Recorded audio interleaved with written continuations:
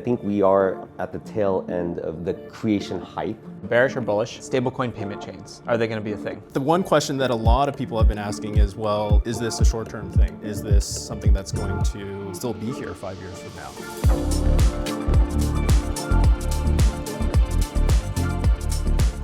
Welcome to Stateful, the Pantera podcast. My name is Mason Nystrom, and I'll be your host as we explore a variety of topics, chatting with fellow Panteras, other investors in the space, as well as founders. Today for our first episode, we have two very special guests. Paul Veradittakit, managing partner at Pantera Capital, who's been investing in the space for 11 years as one of arguably the first crypto venture investors.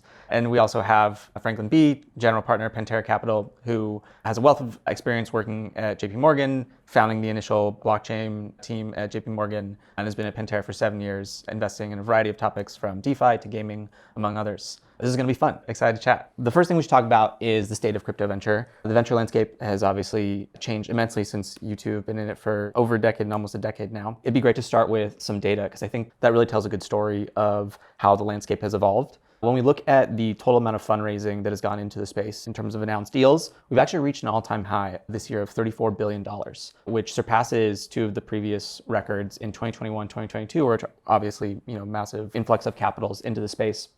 But I think one of the things that is a counterbalance to that is we've actually seen the number of deals drop almost 50% compared to those respective years. And so when we look at the data, we see that there's been a ton of capital that has actually moved into later stage deals versus early stage deals. Curious to hear, is that something you've been seeing in the market? And what does that mean for how crypto venture is evolving? Yeah, I think the really good question is, why has deal count actually gone down so much versus 21 and 22? And the way I think about that whole path of the past 4 or 5 years is that 2021, 2022 were the metaverse years, right? It was a period of time when obviously we had zero interest rates, we had a massive amount of liquidity.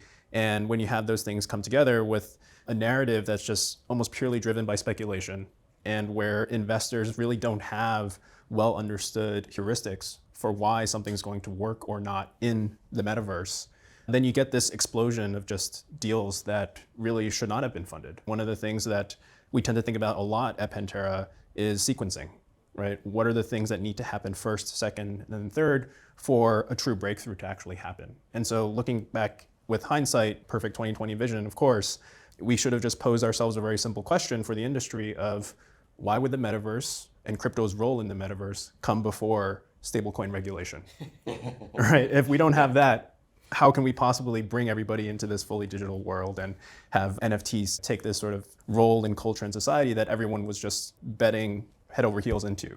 The other thing that also factors into it is in 21 and 2022, we had more of a altcoin rally, and we haven't seen an altcoin rally yet.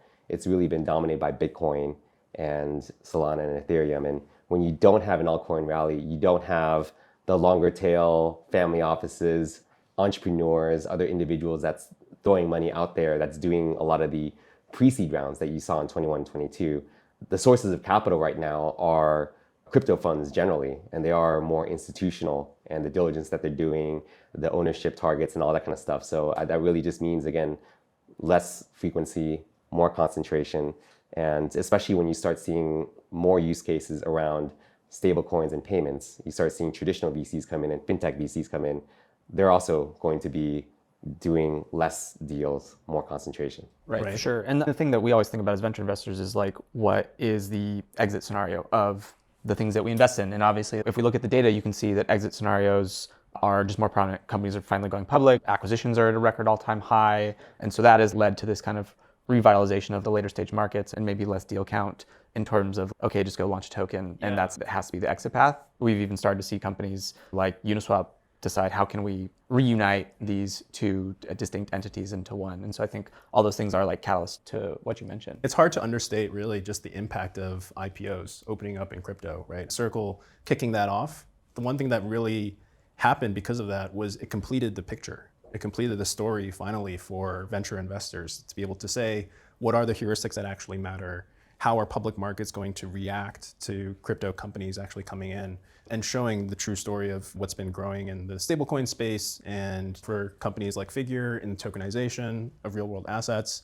And when that story gets completed, venture investors experience this de-risking, of the whole space, right? Because they can finally draw up the formula, draw up the model of, okay, if I invest into this particular sector and with a great team at the seed or Series A, I can see the path to an exit, right? Obviously, a lot of things have to go right before that can happen.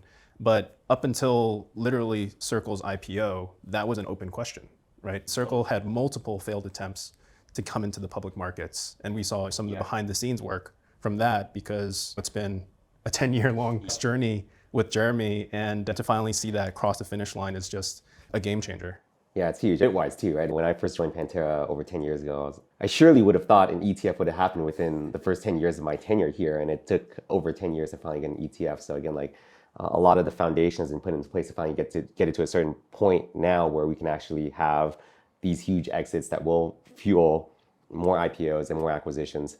But yeah, to go back to your point, which I think is really relevant, is really the type of exits that we're seeing right now. It is going through the public markets versus in 21, 22, it was TGE.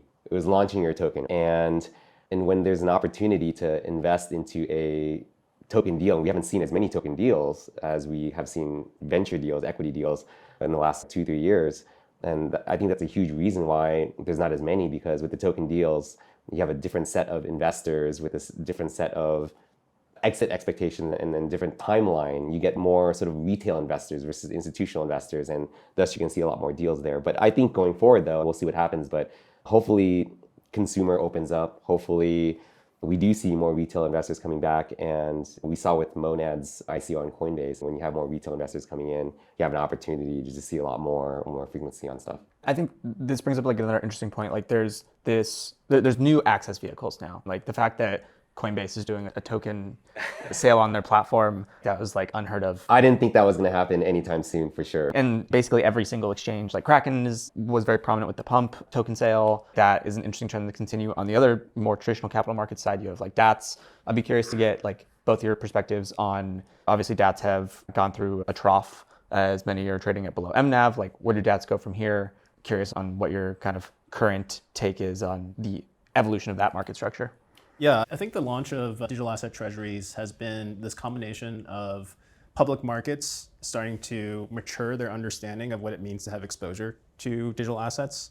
And it's unnatural for financial markets to actually hold any kind of asset in a static way. Like people in investment banks just love to be optimization experts. And so speaking from some PTSD there. Oh yeah, definitely. You can see I'm just like scrunching up thinking about it. But they're always looking for how do we squeeze out a little bit more alpha or margin or whatever it might be. And so DATs, I think, are an expression of that, right? Which is in the 1970s, you could have bought a barrel of oil, or you could have bought ExxonMobil, right? And you actually would have made a lot more money buying ExxonMobil because what you were buying was a machine, right? And that machine was designed and optimized to pull resources out of the ground and refine it and transform it and then make awesome partnerships and deals to really expand their scope and their efficiency. And that's what DATs are doing now for digital assets, right? Instead of owning a Bitcoin ETF or an Ethereum ETF, you can own a machine and the market can judge, right, who's built a better machine. So I think that's happening now where we're in this cooling off period where people, as always, overcrowd into a new idea in the market. And we have way too much supply of high quality and low quality DATs. I think the market is starting to realize, okay, this is not an easy sort of flip. We need to actually look at things like, is the management team actually executing? Are they crypto enough to actually get that additional yield and accretion to the value of tokens per share that DATs should be judged on a long-term basis? The cooling off period for DATs is great, especially for us having been part of anchoring this trend and launching this trend from the very beginning. We've always taken this approach of quality over quantity. And if the market starts to come to that same realization, then that's really going to validate the way that we've been entering the space for DATs. The one question that a lot of people have been asking is this a short-term thing? Is this something that's going to still be here 5 years from now? Which I think the answer is yes. There's clearly ways that a more active managed vehicle can be successful. I actually think that like the idea of DATs transitioning to become like the foundation arms of token project makes a ton of sense, because foundations are just these like toothless organizations historically that don't do a lot. And so if we can just have an actual capital markets vehicle in charge, then I think that can be even more effective. I think we are at the tail end of the creation hype, at least for DATs that will generate the most hype in the short term, which are around Bitcoin, Solana, and ETH in the US. Probably still a bit early around that creation hype outside the United States. There's probably some more room to grow in areas that already are understanding of crypto, have some use cases, are speculating. I think Asia Pacific, I would say Latin America, there's still opportunities for DATs to get larger and more prominent, and again, probably focus on Bitcoin, ETH, and Solana at first, because that's where the ETFs are. That's where folks feel there's a little bit more regulatory clarity, and regulations play a huge role in all of this outside the United States. They're going to follow the US. It's going to take a year and a half for them to really get the same momentum that we have here in terms of regulations. And then one of the things that we've been doing since we're pioneering the whole sort of DAT strategy and everything that's going on there is really helping our portfolio companies, the longer tail of portfolio companies, at a certain stage be able to launch their own DAT. And a lot of them are just going to focus on one because it's still longer tail. There's a lot of education that they have to provide for their cryptocurrency. You might as well have everybody look at one vehicle. And this is a great time for them to really learn what's worked and what hasn't worked from some of the larger cap and larger DATs out there. I do foresee quite a bit of consolidation that's going to happen with the DATs already out there. And I really do think that the DATs that are most active in terms of, like you mentioned, like strong teams and really executing on accumulating more tokens or finding other sorts of fundamental value revenue streams that can flow into the value of these companies, I think the ones that are most creative and the ones that are most active, the ones that generate a lot of credibility, those ones will stand out from the rest. The other kind of topic that I wanted to get your guys' thoughts on is a more forward look at the market. Obviously, we're in the capital deployment and investment industry. It'd be interesting to hear what themes and trends y'all are excited about. I was able to pull some data and from Blockworks, and basically the top sectors that received investment over the past year were finance, consumer, which I thought was funny because everyone always talks about how we need more consumer apps, but it sounds like we're actually getting a lot of funding. Next ones by capital were infrastructure, blockchains like L1s or L2s, and then AI. And that's by like capital amount. Obviously there are some themes in those like broader themes that we'll continue to invest in, but where do you see the puck going, as it were? There's a few that I'm particularly excited about. One is tokenization. I think obviously it's been a massive headline and a topic for the industry already, but it's a multi-decade play. And I think we're just getting started. I've personally been working on tokenization since 2015. Like literally it's taken 10 years for us to get from the ideas of what tokenization would be and what it would require to it actually happening in the market with real customers and real institutions involved. I think it's, at the end of the day, it's installing a new platform for financial markets and capital markets to come on chain. And even though tokenization is seen as this big sort of theme to invest into, to me, it's really just step one of a much longer value chain to go and build. I compare it to in the early internet days of people putting newspapers and magazines directly onto the internet, right? And saying, okay, great, we've done it, all right? We've brought the world onto the internet. And that's basically what's happening today with stablecoins and just tokenization of other assets, right? Is yes, we've copied and pasted all these assets on chain, and that's fantastic from an efficiency standpoint, from a global accessibility standpoint, but it's barely touched the real potential that comes from having these assets available alongside Turing complete smart contracts, right? The ability to program these things and issue them natively on chain, and then do really interesting things around transforming risk and creating new types of financial products. Even though I call it this thing that falls within the tokenization umbrella, to me, there's a ton of dominoes that still need to fall and a ton of great teams to still go and recruit and build in the industry. So that's one. And then another is we've been spending a lot of time on the application of ZK-TLS or web proofs, right? So this idea that as we get new capital and assets coming on chain, we also need to figure out how to get data, more and more data on chain and useful data. In the same way that one of the benefits of stablecoins is that they're non-custodial, one of the benefits of ZK-TLS is you get non-custodial data. Exactly. So the idea is that you can have these verifiable data sources that solve basically the trash in, trash out problem that blockchains have whenever they bring off-chain data on chain. If the data is crap, no matter what you do and no matter how good the chain is, you're still going to get crap on the other end, right? And ZK-TLS solves this crucial problem of how do you bridge the existing world with the on-chain world through not just the assets that everyone holds in their wallets, but also the data that everyone holds in their applications today, right? So bridging the activity that I have going on in my Robinhood app, in my Chase app, in my Uber app. All those things are just interesting fodder to go and create new consumer-facing applications with. And then also just really cool interactions between that data and the on-chain capital markets that are now starting to form. I feel like we've been talking about zero knowledge proofs and like ZK applications for years now, and like the, I guess, like first kind of use case was scaling, and it very much seems like ZK-TLS is, hopefully optimistically, the actual version of ZK that is going to really commercialize zero knowledge more broadly. People probably forgot about this fact, but JP Morgan was one of the first partners with Zcash and the original Starkware team. And that, from way back. So it's been a long history for me with Zcash and just with ZK applications generally, but it comes from a very core insight, right? Which is that we threw our heads against this problem over and we kept coming back to zero knowledge proofs as the big unlock. Even though super early and we really had no way to leverage it at scale, I think the insight was right, and now you're finally seeing the right infrastructure, the right talent actually start to use it. How about you, Paul? Any sectors or categories or idea spaces you're excited about? Franklin touched on one of them. I'll dive a little bit more into detail on tokenization. There's the tokenization of just like real world assets going on chain, and then the killer real world asset has been the stablecoin, and it's dovetailed really well with the Genius Act and providing regulatory clarity for institutions to really get involved with stablecoins. We've done a lot of work all together around investing and getting access to local exchanges and brokerages. That was the first thesis that Dan had me focus on when I joined in 2014, was really, let's map the world out. Let's really figure out where crypto makes sense.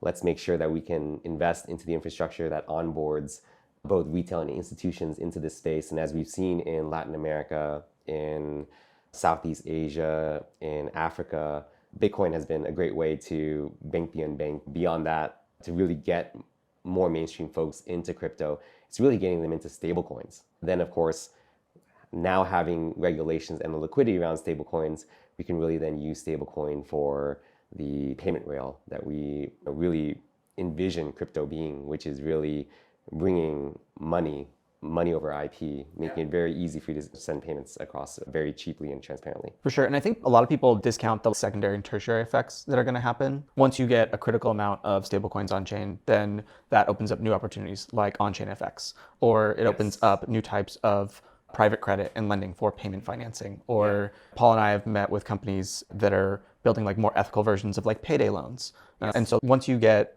these payment rails at an actual like first generation of what they're going to look like, it opens up so many more new idea spaces for investment. Exactly. And then two other areas that I'm really digging into, and actually the next one me and you have done quite a bit on, which is really around consumer and prediction markets. On the prediction market side, we've been fans of Augur all the way since 2015, and our previous funds wish we were able to buy tokens at the time. But the fact that you're able to really bet with each other and create markets and be able to have them be resolved in a more capital efficient way, a more democratized way, a more transparent way, I think is huge. I think right now we're starting to see it with Polymarket, Novig, and a bunch of other companies where this brings a path towards prediction markets to get huge from a regulatory perspective, from a sort of like economics and cost perspective, and really just democratizing like the ability to have these markets on any sort of topic, which is like phenomenal. And I really do think that this will bring a lot of information on a bunch of different things that we just never had before. And that obviously can flow into news, it can flow into trading. One of the ones that I really like is corporate earnings. I think that's like such a cool market, and because a lot of stock trading obviously happens around earnings. To your point, prediction markets are this like massive category, and there's going to be some interesting consumer UX that is designed or bundled or consolidated with other types of markets. You can imagine like Robinhood like having an earnings component in their actual markets because they already show you in a financial way. So I think there's a ton of open design space there. Totally agree. I think the big insight from all of that is just that on-chain capital markets are not just this direct mirror reflection of traditional markets, because there's so many more interesting things that you can do when you have the ability to transfer value globally and put together supply and demand in a marketplace from all around the world. And Paul, you mentioned the fact that we've been investing into exchanges for over 10 years. And I think one of the most kind of underrated things in our industry today is that exchanges, which have been here as long as any other kind of business, are still the story being told. It's still a work in progress where when you take a company like Bitso, who serves Latin America and has helped a ton of people in that region get access to stablecoins and Bitcoin, and that's not where they're going to stop. What they've actually built is this investment platform and this ability to grow wealth for over 9 million people in Latin America. And that's the same thing that a Robinhood does. But there's no true Robinhood kind of equivalent in Latin America today, at least not one that has the kind of presence and market share that Robinhood does in the US. Bitso can grow into that kind of opportunity. And at the same time, it can bring people on chain. Actually, recently, Bitso actually turned on perps access. So when you think about it, it's such a crazy different universe from the US market where there are some customers in Latin America who have Bitcoin in their portfolio as their first investment ever. They don't even own traditional equities, certainly not US equities. And then one of the first instruments that they'll ever touch is a perpetual instrument. And so you think about that and then you say, wait, will this person ever use traditional Wall Street tools ever again? Because once they run into a traditional brokerage, they'll say, why do these things work this way? It's so inefficient, it makes no sense. In the same way that Africa leaped over directly to like mobile phones, like you're having this next generation of leap towards like just embedded financial products that they can just use from day one. And so sitting in that seat of being the gateway as the exchange is just such a powerful position to be in when you have that kind of leapfrogging transformation. More than half of Robinhood's revenues are crypto. Robinhood is a crypto company.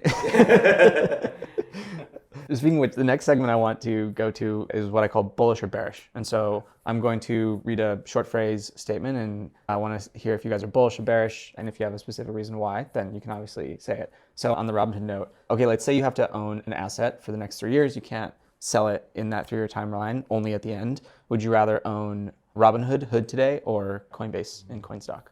It's a good question. To me, the big question whenever you're trying to make a decision like that is, what does the market not understand yet about each of those companies that hopefully they understand within that 3-year time period, right? And to me, it feels what the market maybe doesn't understand about Robinhood today is that, to me, it's that they're really trying to eat the entire market infrastructure stack. I don't know exactly how they would think about it, but the way that they've been playing this out with vertically integrating clearinghouse and exchange for prediction markets and even beyond that for other futures and derivatives products, it feels like they're looking at financial markets as a true technology platform. And so everything that Robinhood is built on today has platform risk because of the way Wall Street has been built up. So whether it's the New York Stock Exchange or the commodities exchanges or the custodians and the DTCC, all of those are just proof points that Robinhood still cannot control its destiny.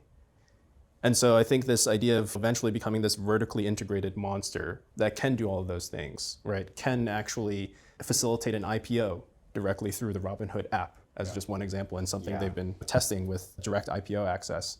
I think it just shows that the end state for Robinhood is actually so much bigger than just being a brokerage for its customers. They now have 11 revenue lines that are over $100 million businesses. Wow. And the most recent one is just offering basically like sports betting via prediction markets. Exactly. So I think the market is more likely to figure that out in the next 3 years than for Coinbase. Because I think Coinbase also has an incredibly ambitious vision, which is to bring everybody on chain. That is, to me, a 10, 20 year plus vision that I think the market probably is still not really going to be able to fully digest in the near to medium term. It's still absolutely worth owning for that 20-year period, right? But you gave me 3 years to make some money. In that sense, I would say Robinhood would be my pick. Got it. How about you, Paul? You picking Hood or CoinStock? Well, if he's picking Hood, I gotta pick CoinStock, right? I think Franklin's right in terms of with the existing user base that Robinhood has. I mean, there's so many different ways to really just verticalize prediction markets and other sort of things. I do hope that my vision of where Coinbase is gonna go can resonate within the next 3 years, and I do think that they've done a lot around U.S. retail. And while there's a lot more to do there, and that kind of runs into Coinbase, there's a lot more on the institutional side that they can do and hasn't really come into the space yet. And so I do think that within the next 3 years, I'm hoping that institutions come in a very large way, and then being able to provide the crypto as a service thesis, which them and a lot of our other portfolio companies are doing, where they don't have to be the distribution they can work with guys that have distribution already, the banks and the fintechs, and they can just power the back end, which again is very lucrative for them. I think there's a lot more room for them to grow there. And then beyond that, I do think that within the next 3 years, beyond the United States, especially with more regulatory clarity in other jurisdictions, they're going to be very active on the acquisition game, and that'll give them an opportunity to really expand really fast into other jurisdictions, really increase their user base, and then hopefully at least verticalize within crypto. So I'm picking coin. Okay. Yeah, I think one of the like really interesting things I want to keep watching is the divergence in how they're going to each tell the story of their chains. Mm-hmm. How is Coinbase going to really convey the purpose and the philosophy of Base to the public markets? And to me, when I try to interpret what they're doing with Base, it's to expand the GDP of crypto. It's enabled new developers, new applications, and that's certainly something they've had a ton of success with. But it's very different from the philosophy that's driving Robinhood Chain, being able to do tokenization and direct on-chain issuance and be able to take some of that market power away from all the different traditional infrastructure players that I would say Robinhood is renting land from and it has built their business on today. So totally different philosophies driving those two chains. Architecturally, they might start to look quite similar. I've been impressed because I don't know if you remember Toshi back in the day when Sure. Coinbase was trying to launch their developer infrastructure. And I think realizing that a lot of players in the space are going after that, they decided to go below that with Base and then provide the infrastructure and then having the distribution already, having the Coinbase login and access to people's funds. I think that was a pretty innovative way to tackle the developer market. On a short-term time horizon, I think Robinhood has shown a great ability to find new products, add them, and monetize them quite effectively. And so I think that if we look towards a world where even more of these financial primitives come on chain, whether it's lending, whether it's new types, whether it's B2B or consumer lending, whether it's new types of yield from structured products. Like I think Robinhood's has proven their ability to execute and just port those onto their platform. I think Coinbase historically hasn't done as great a job at that. I think they've made some really good acquisitions of recent, so I think it's possible that could be a great catalyst for it. But if I had to pick today, I'm probably picking Hood. Okay, next one. Bullish or bearish stablecoin payment chains? Yeah, I guess I'm intrigued. And not bearish, which I could see some being bearish on. I do think that a chain that focuses on certain verticals can be successful. Whether they can be successful enough to be a dominant general chain, I'm not sure of. But I do think that around payments, you can think about like certain customization and features that you might want around scalability, maybe around privacy, permissioning, and then being able to build an ecosystem around a certain use case where the participants can have a bit more control over how that chain sort of functions and be able to help govern that chain, I think is pretty interesting and can be very valuable. Now, I think if you're talking about tempo, or I think there's pros and cons with that. The pro is that Stripe has a lot of relationships and can accelerate the ecosystem around this chain. The con is that they're not a neutral party. So does this get really dominant as the payment chain? Maybe not, but it could definitely get to a pretty lucrative size. So I think that's the pros and cons of a chain that is started by a certain party within the space versus a party that's a little bit more neutral. I do think they can be valuable. I'm not quite sure if they're going to be like extremely valuable up to a certain point where they're going to be more valuable than Ethereum or Solana. Yeah, I would call myself probably slightly bearish relative to the market today. The reason for that is because I do see the value of what's happening on the research and development side, right? This is a classic case of an application or use case driving an advancement in the technical side of things and the infrastructure side of things. And when you have that kind of momentum towards hopefully some big technical breakthroughs, and we've seen some of that great work come out of the Tempo team already with some of the new consensus mechanisms being designed. But when you think about the end state of all this, the question I always come back to is who benefits the most from a payment chain? Is it the incumbent or the company or entity that owns distribution and owns liquidity? Or is it the users and the customers? because I think in the long term, it always rotates back to the users and the customers and what's best for them. In the medium or near term, you definitely get this feeling from all the stablecoin chains that have been launched recently that it is about compounding the incumbent advantage, whether it's distribution or liquidity or just a massive inventory of stablecoins. And that's great for the person or the entity initiating that, because they get to compound that advantage and they get to internalize a lot of the value that they're not capturing today through their chain.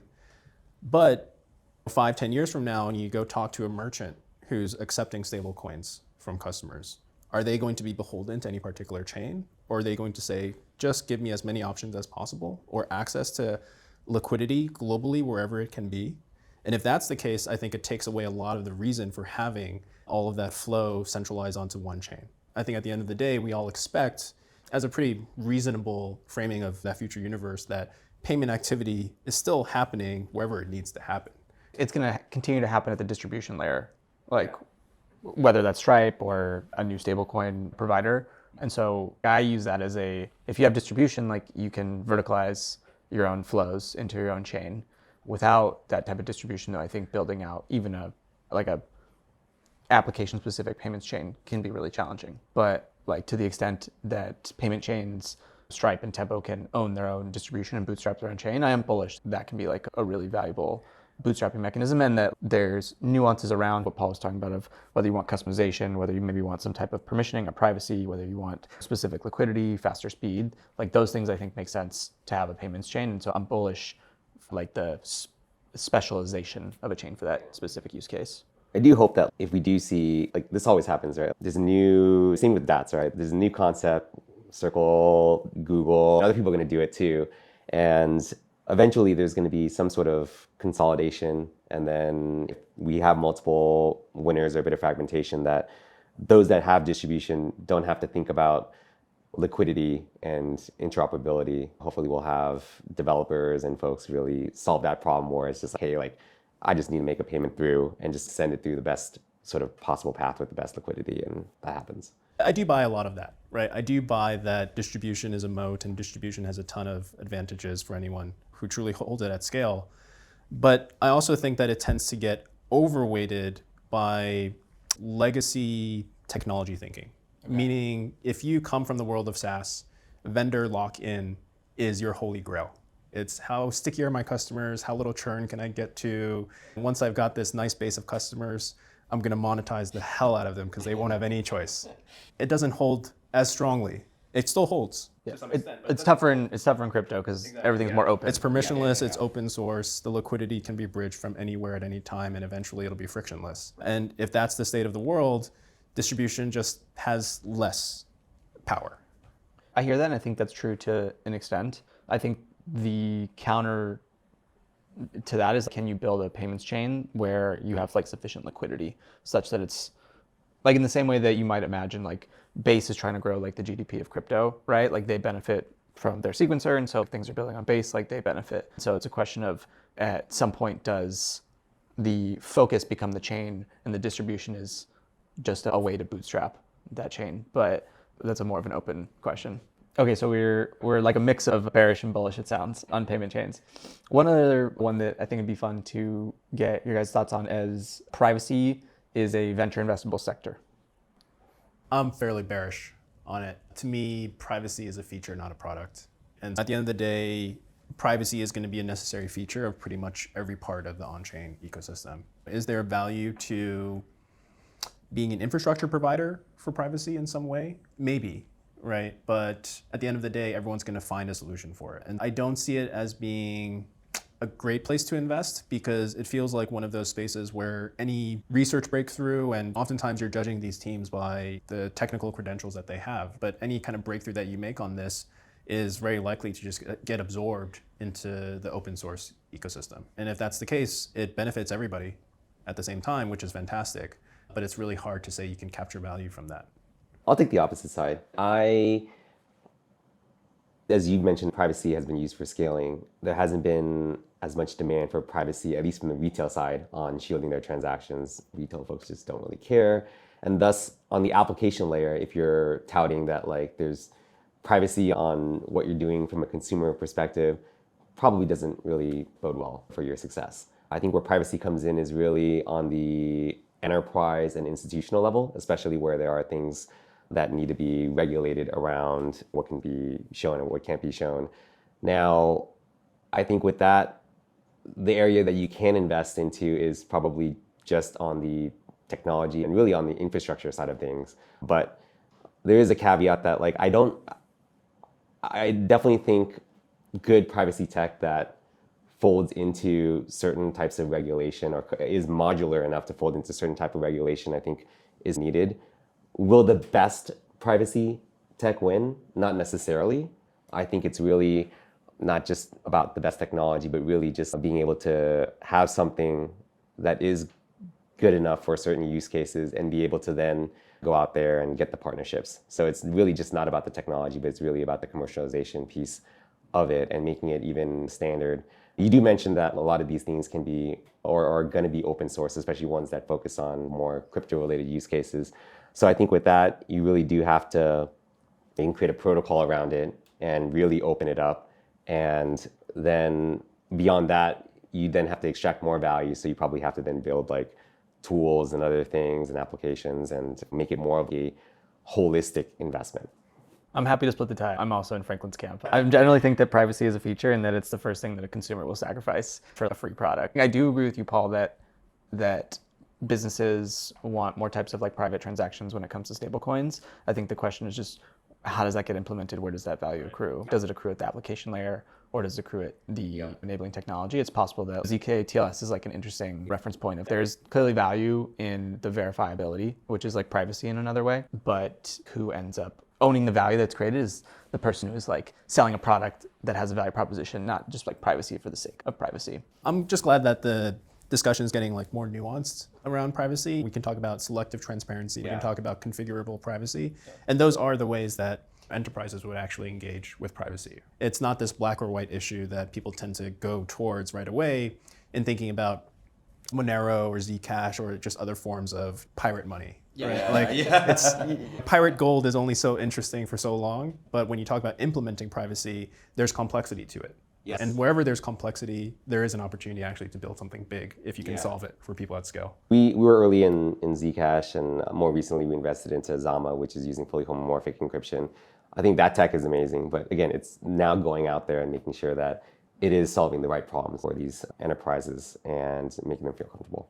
The last segment that I wanted to do is a segment that we're going to call the timeline. We're going to find something on the crypto Twitter or X timeline and get your thoughts on it. One of the things that has been going around, which I feel like comes around every year when we talk about token launches, is what vesting schedules should be like. Should they be 4 years? Should they be 100% all at once on day zero? How do you think about vesting schedules? What is the optimal vesting schedule in your mind?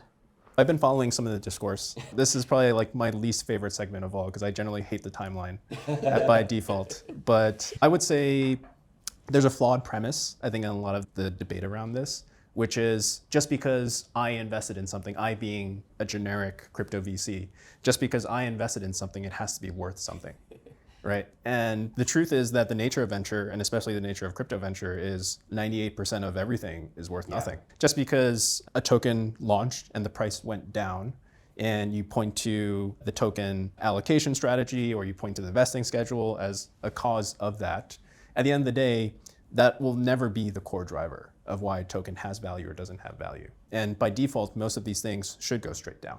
So I think for anyone to argue that this is something we need to work on, they first need to make the argument of why is the thing that they're talking about in that 2% category, right? And so far, the market by default disagrees with that, right? So please explain that first. But yeah, Paul, what do you think about the vesting debate?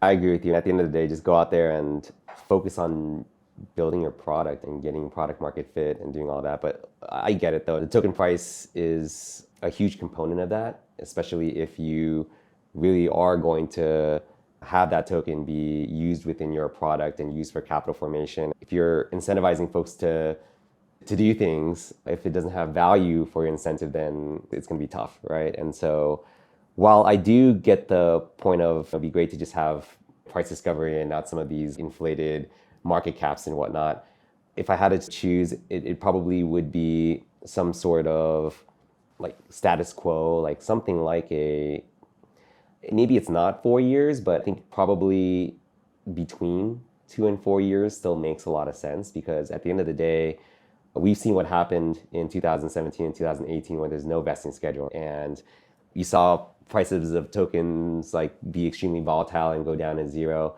Like, you need to be able to give these founders some runway to be able to hit some milestones to be able to like sustain the token price. And so I think between 2 and 4 years probably makes a lot of sense. An economist looking at this would say, like, where's the market failure? And I think the market failure is basically like two scenarios. It's one where a team basically just pumps and dumps and just totally rug pulls. That's a failure in the market that we should push out of the ecosystem as much as possible. 100%. And that's where vesting can help protect investors from that situation. The other is where basically by no fault of their own, there's a scenario where the token does have to be live for the product to actually work. So there's not much choice for the team around that. But at the same time, the liquidity and the market structure being what it is in crypto, where the liquidity might be really thin at the very beginning, because a lot of the bottlenecks around listings exist today with exchanges working the way that they work. And so that, I think, does play to the detriment of the market as a whole, because you've got early investors, private investors, who can unlock at a period of time when liquidity is super thin by no fault of the team.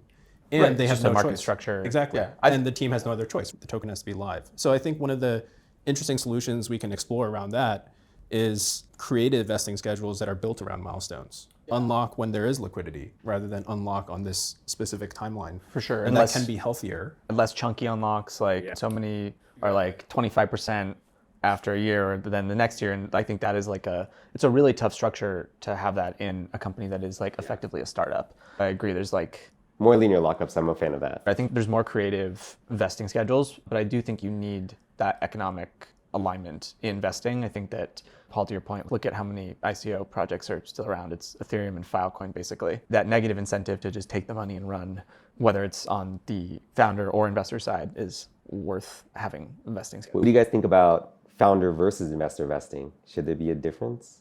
I personally think they should be the same. I think it's wild to put founders and investors on a different vesting schedule, with the exception of some founders vest on like equity vesting is different, and that like equity vesting is sometimes on the 5-10 year time horizon, but it's equity, and so it's either liquid at some point or not. But so when you transition that to a token, I think it should be the same. And I think there just should be more traditional governance mechanisms where you can increase a founder's token supply, increase their economics as you would like a traditional like founder top up in another round. The best sort of long-term alignment is just one team, one dream.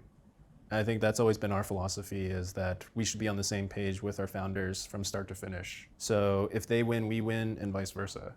I think the more predatory behavior in the market these days, where investors try to challenge that and say we should get a special deal, or we should get a structure where we get to get out of this thing before this unlocks for founders, before retail investors have a chance to get out. There's all sorts of mechanisms for investors to do that.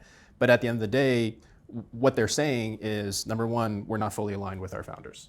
And number two, we are more short-term focused. And so over time, that kind of signal is always going to come out in the market, and founders will hear about it and start to make their decisions differently. The last topic on the timeline that is also a cyclical topic is the L1 trade. And if the L1 trade truly dies, I would argue that it hasn't, and that there still is continued to be L1s, L2s getting funded.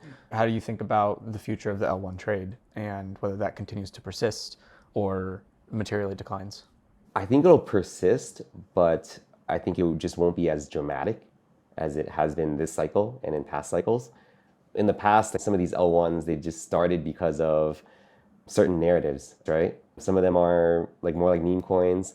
Some of them have really been able to gravitate or grab certain communities and certain geographies and have certain like stories, like, hey, we're very strong in the Japanese market, or legacy token in China or something like that. And every single cycle, folks are, especially traders, are looking for alpha, right? And so they see that when the markets get healthy, these communities get rejuvenated, and these communities and access to these L1s are easier too on certain platforms. They've already been on some of the leading platforms in some of these certain geographies that it's just easier to get access to, both from a trading side of things and also from a retail side of things. But I think going forward, as we start seeing even more consolidation around L1s and more sort of fundamental thinking, we won't see as much dramatic rise of these L1s in newer cycles. But there will be some retail out there that still have it in their account and see like some activity going on with the community, and they'll still persist. Yeah, my philosophy is that people play to their incentives, and so do protocols. One of the critiques of L1s these days, especially from liquid investors and folks that are thinking about the fundamentals and the revenue drivers of L1s, sorry guys, you didn't talk about this before. So why would anyone have been thinking about it before? So I think we're in a state now where that is a great topic to finally surface now. And the fact that investors have kicked that off is natural, right? But I think for the protocols themselves and the ecosystems and communities behind them, it's a newer topic they're still grappling with. It's something they haven't had to really handle before. But the upside of that is all these L1s that liquid investors have declared to be just defunct or value traps or just will never actually justify their valuations. That's a pretty extreme thing to say about, number one, technology that is extremely dynamic and still being developed. Number two, something that is really in the first inning of being figured out. And then to the sort of cyclical nature of all this, to go from it's never going to work to maybe it's going to work is actually a huge shift. The same way that people used to say Solana is dead, but if you believe that Solana was even barely alive, you would have made a lot of money. This discussion around how will L1s capture value, how will Ethereum be able to figure out what's been happening with layer 2s pulling away activity and generating a scaling roadmap through that, those are things that are totally dynamic. None of what exists today is set in stone.